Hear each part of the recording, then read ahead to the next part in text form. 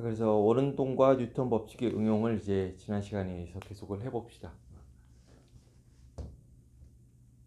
예제 6-3인데 지난 시간에 예제 6-2를 풀었고, 자, 이런 놀이기구가 있어요. 이게 등속 원운동을 하고 있는데 일정한 속력으로 돌고 있다는 얘기죠. 여기 옆에서 본 거야. 이렇게 돌아가는데 의자가 있고 그 위에 어린이가 있어요. 근데 거기 위에 여기 연결이 돼 있어. 이 중심 축에 이렇게 연결이 돼 있어가지고 이게 쓱 도는 거야. 여기도 이렇게 연결돼 있고. 자, 그런데 이 어린이는 지금 신났는데 우리는 좀 심각해. 문제를 풀어야 돼.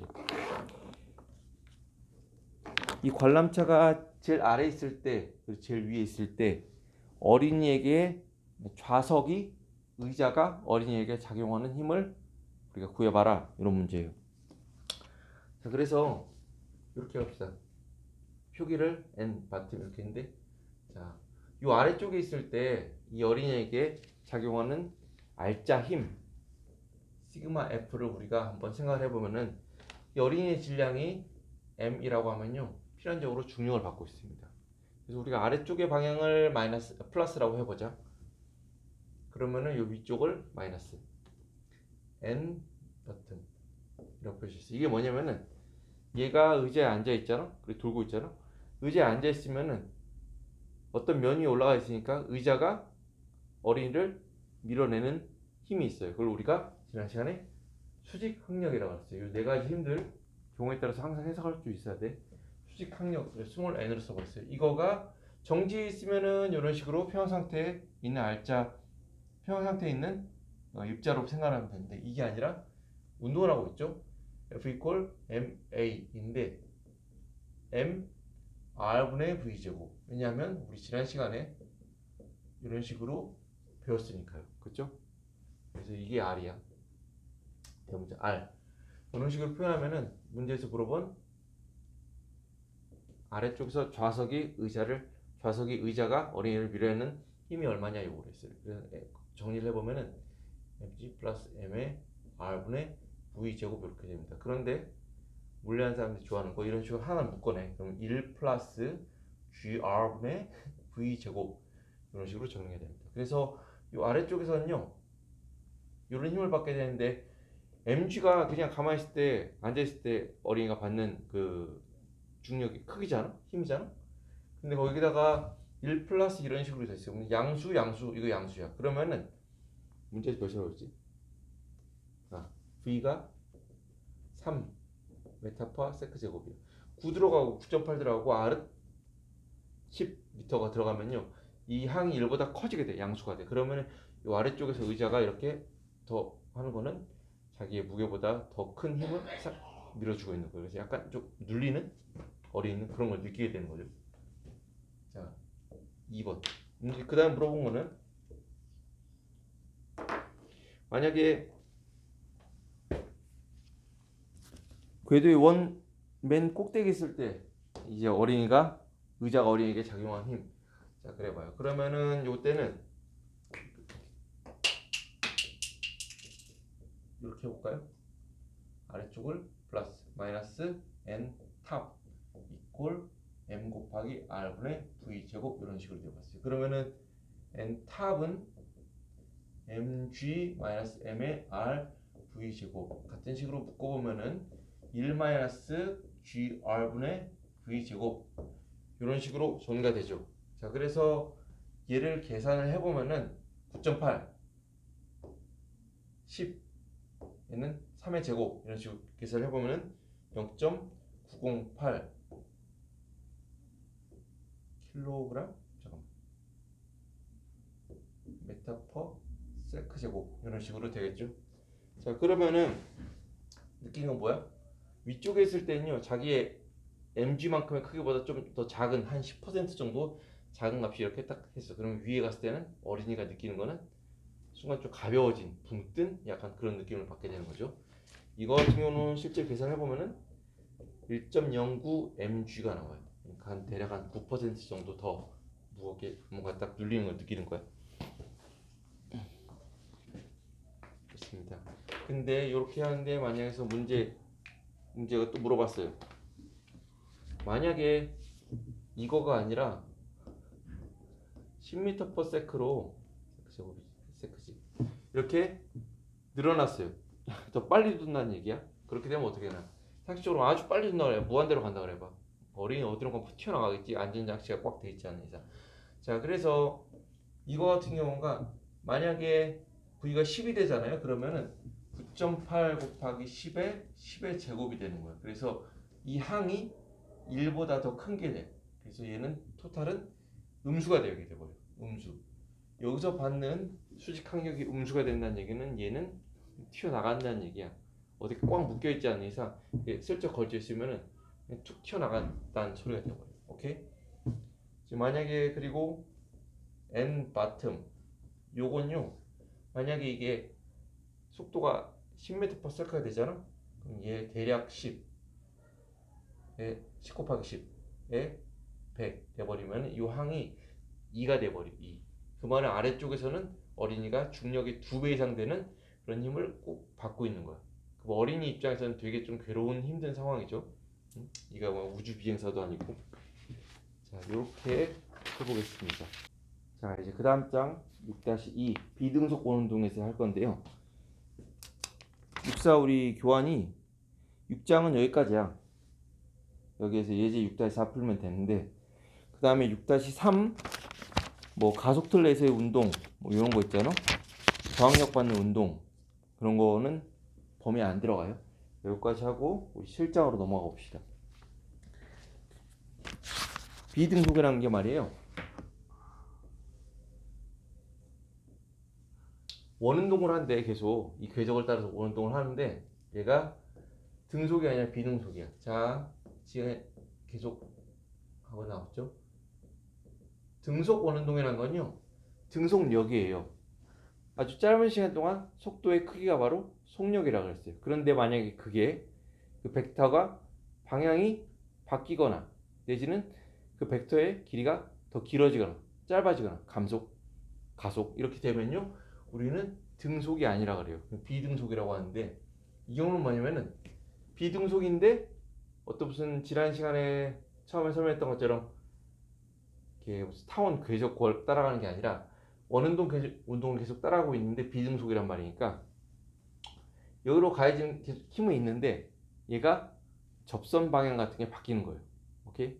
그래서 결과적으로 속도가 좀 빠른 데가 있고 느린 데가 있고, 빠른 데가 있고 느린 데가 있고 그래요. 그래서 예를 들면 그냥 이런 경험할 수 있을 거야. 장력, 물체가 있는데 물체가 줄이 물체를 잡아당기는 우리가 텐션에서 따서 장력이라고 했어요.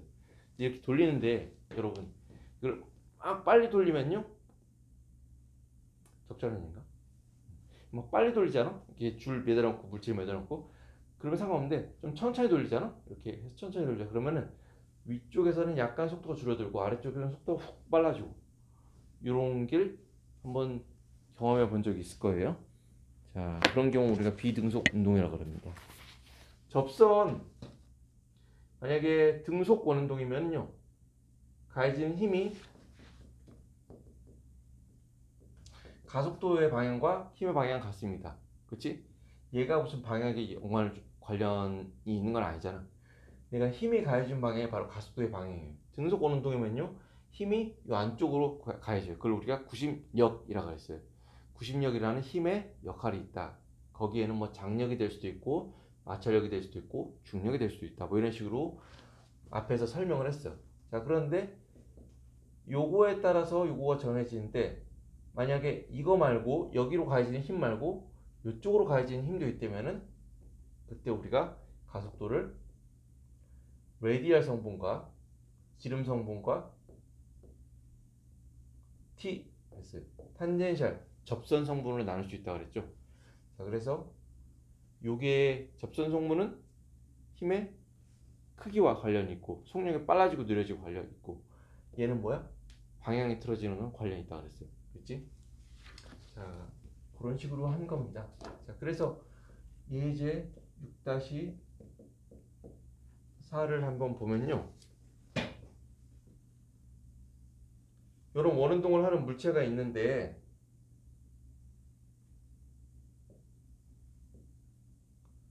여기서 도는데 그래서 얘를 위쪽에서 V 탑이라고 했어요. 이쪽을 V 바텀 이라고 표현했어요. 이렇게 돌고 있는데 얘가 일정한 속력이 아니라 좀 비등속 원운동을 하고 있어. 속력이 계속 바뀌는 거야. 빨라졌다가 느려졌다 뭐 이런 식으로. 그런데 어떤 한 특정 시점을 이렇게 주면서요. 이때 줄이 물체를 잡아당기는 힘 T가 있겠고, 이 물체가 있으면요. 이 물체는 필연적으로 지금 이렇게 돌고 있는 거 아니에요. 예를 든 게. 이렇게 해서 지표면과 이쪽 방향을 이루면서 돌고 있는, 이렇게 뭐 애들 장난치는 거 있잖아. 그렇게 돌고 있어. 자, 그러면 얘는 필연적으로 옆에서 봤을 때 mg 중력을 받고 있습니다. 그렇죠? 그리고 이쪽을 세타라고 했어요. 문제에서 물어본 게 첫 번째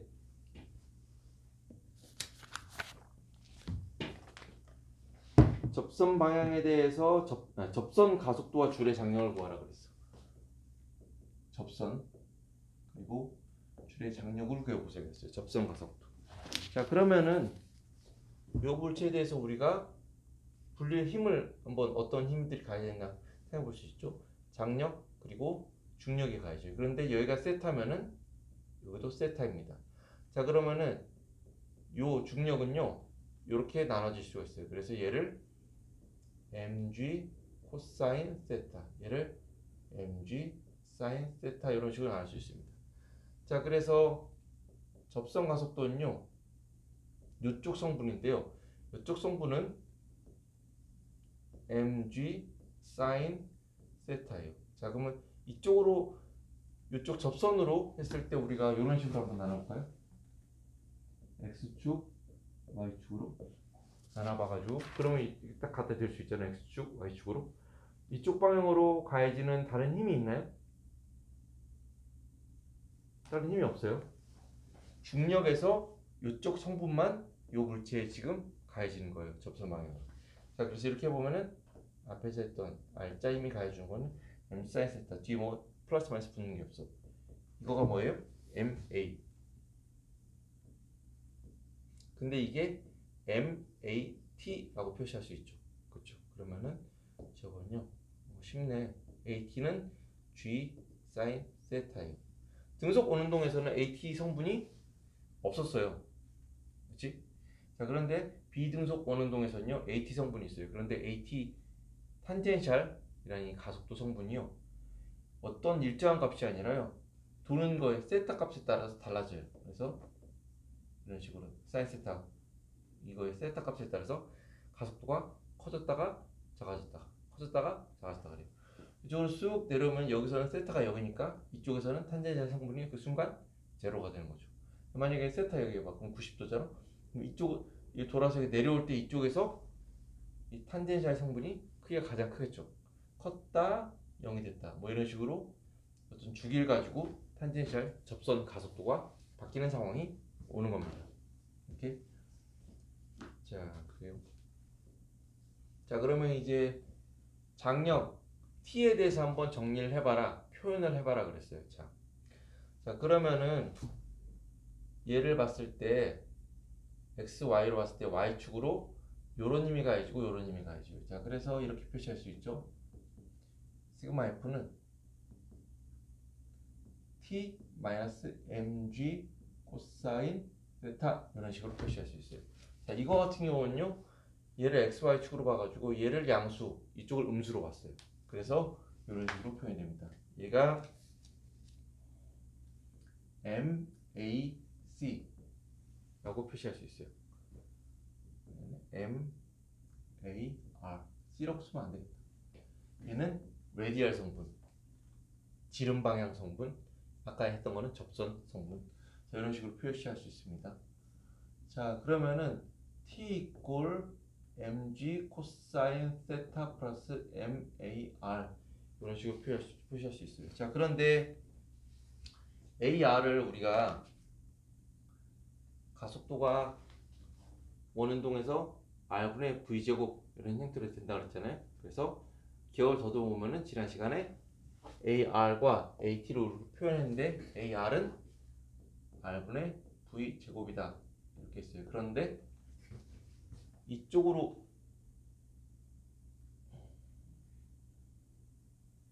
이쪽으로 가는 거 우리가 플러스라고 했으니까 여기서는 플러스로 표현할 수 있습니다. 자, 그러면은 mg의 코사인 세타 플러스 gr분의 v제곱 이런 식으로 앞에서 봤던 그 어린이 원운동 놀이기구랑 비슷한 좀 형태가 나와요. 오케이? 이런 식으로 표시할 수 있습니다. 자, 그런데 여기서 순간 사람들이 헷갈리는 게 지금 이 비등속 원운동을 처음 배운 상태에서는 당연한만 해요. 자, 그런데 이거는 내가 편의상 앞에서 이거 AT를 구할 때 이걸 XY 축으로 봐서 했을 때 했던 플러스 마이너스 방식을 그냥 따왔던 거고, 지난 시간에 했던 일반적으로 지름 방향이 커지는 쪽을 우리가 플러스로 잡는다, 지름 방향이다 이렇게 표시를 했죠. 그런데 레디얼 AR 이거는 이쪽으로 향한다 그랬죠. 그래서 마이너스 표현을 쓴다 그랬죠. 그래서 그 표현 방식대로 한번 해봅시다. 결과식은 똑같아. 그런데 한번 지금 우리가 비등속 원운동을 처음 하는 거니까 이렇게 표시해봤습니다.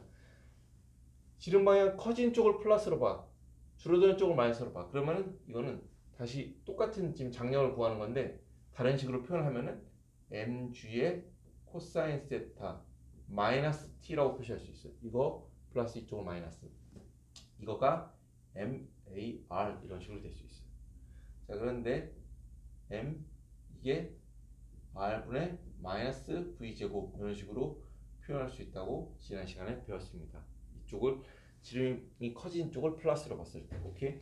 자, 그러면은 얘를 이제 t에 대해서 정리하면요, 우변을 t로 옮기면은 t 이꼴 mg 코사인 세타 플러스 mr분의 v제곱 이런 식으로 표현될 수 있죠.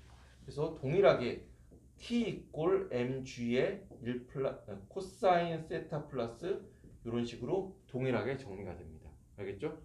그래서 답을 쓰거나 답지를 작성할 때 내가 좌표축을 어디로 플러스로 했다 딱 표기를 해주면은 채점하는 사람 입장에서는 얘는 뭘 알고 있다 라고 표현할 수 있죠. 오케이. 자, 장력이랑 접선과 구했어. 그런데 만약에 얘를 탑, T, 바텀이라고 위쪽과 아래쪽에서의 장력을 한번 구해봐요. 이렇게 쓰여진 일반식에서 코사인 세타가 만약에 180도여봐. 그러면은 이게 180도면 T 탑이죠. 그쵸? 제일 위쪽에서의 장력을 구하는 거예요. 그러면은 여기서 코사인 세타가 180이니까 마이너스 1 mg의 grv 제곱 마이너스 1 이런 식으로 표현이 되는 거죠. 자, 그리고 만약 바텀이면 세타가 0이면은 mg의 grv 제곱 플러스 1 이렇게 표시가 되는 거죠. 그래서 제일 위쪽에서 줄이 잡아당긴 힘과 제일 아래쪽에서의 줄이 잡아당긴 힘이 달라요. 오케이? 그렇기 때문에 비등속 원동에서의 장력이 T가 우리가 표현을 해보게 된 거죠. 오케이? 자, 그래서 책에서는 이 문제에서 만약에 맨 꼭대기에서의 장력이 없어진다면 그때 공은 속력이 몇인가? 이거 뭐 0 놓고 V에 대해서 정리하면 되죠. 그러면 V 이꼴 2RG R 이런 식으로 표현이 돼요. 그리고 만약 맨 꼭대기에서의 속력이 요거보다 작다. 그럼 어떤 일이 벌어질 것인가? 이런 것들 물어봤어요. 이거는 식을 한번 음미하면서 한번 생각을 해보세요. 알겠죠? 그래서 이걸로 이제 6장을 마치고 이제 7장을 들어가겠습니다.